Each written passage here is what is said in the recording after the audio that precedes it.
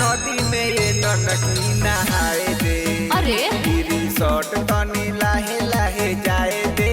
देखो अपना नदी में ये ननकी नहाए दे।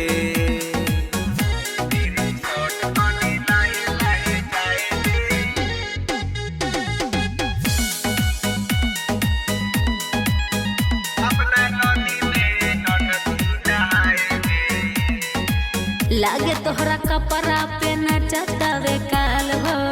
अब वही उमर हमर बाटे 16 साल हो। तोहरा जवनिया के चढ़ल बाटे नासा। सटल रहे ऐसे जैसे सटल रहे लासा। तो सुना ए लागे तोहरा कपड़ा पे नचतावे काल हो।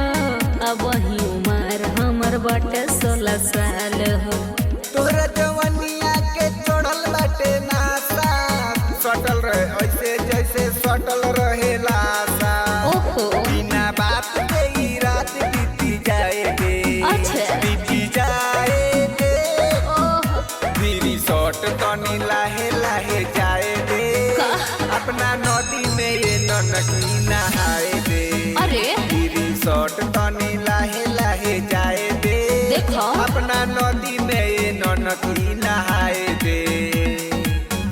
रिसोर्ट तनी लाहे लाहे जाए दे। अपना नदी में ये ननकी नहाए दे। अपना नदी में ये ननकी नहाए दे।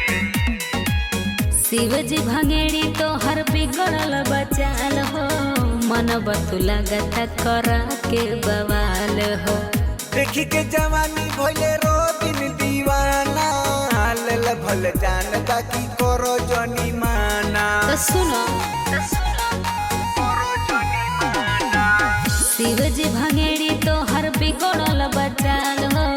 मन बतु लगत करा के बवाल हो।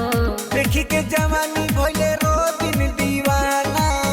लेल भल जानता की करो जनी माना।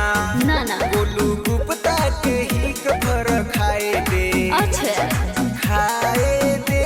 ओहो रिसोर्ट तनी लाहे लाहे जाए दे। अपना नदी में ये ननकी नहाए